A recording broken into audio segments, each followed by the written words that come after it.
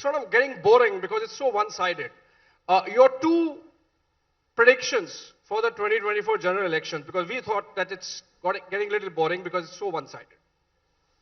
So basically, for those of you who didn't hear him totally clear, he's asking me to make a prediction for the 2024 election. I'll tell you something. Anyone who watches my social media feed or what I've been saying, I start by saying I'm not a soothsayer, I'm not an astrologer, but I have a reasonable and long-standing experience in predicting elections, and I don't predict them out of a crystal ball. I predict them on the basis of what I see on the ground. In 2014, I had said that the BJP under Mr. Modi will get an absolute majority. After many years, came true. In 2019, I had predicted that we will cross the 300 mark, and we did. We reached 303. Before I make a prediction, let me say something that I have seen on the ground. The real story in the 2024 elections is the complete change narrative and the groundswell that I'm seeing in parts of the country which you normally do not associate with the BJP. I mentioned the southern states. I see the vote share of the BJP going up considerably there, and I see the situation in West Bengal. These are 2 pointers I would suggest to anyone wanting to make a political prediction, because we can come to the predictions later. What is my view? I think in West Bengal, I took a press conference on that yesterday.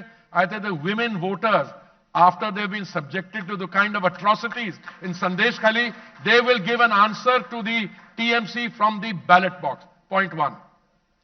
Point 2, in the southern states, I spent a lot of time in places like Palakkad, other places. There's something very different happening there. I saw a report today that a former chief minister's daughter has joined the BJP. This is just a small pointer.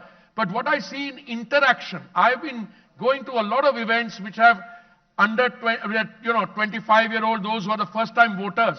And I see a major change in response there. I did a workshop, where was it, in Bangalore. It was a workshop of BJP spokesman in training. They kind of changed the atmosphere. Exact number, I would not. I think we should wait, because an election typically has the processes consolidating about a week or 2 before that. Now we are a few days off from the election, this thing, but my prediction on the basis of the trends I'm saying, you're going to have the Honorable Prime Minister lead the country for another 10 years. You are going to have the BJP, which is already the world's largest party, also being the largest conveyor of goods and services to the common, to those who need them most, to the most vulnerable sections of society. And number 3, I think if this trend in the opposition continues, then I think a lot more people will join the BJP. Now you can ask me, is that good or bad? I frankly don't know. But I think people come to and gravitate towards a political party because they see, not only for themselves, but they see through the party, an opportunity for Samaj Seva, Desh Seva. And I think Mr. Modi has been able to drive one message very firmly home, that good governance is good politics. Today we are talking to people on the basis of what they've received and on the basis of what more likely is to come in the years ahead.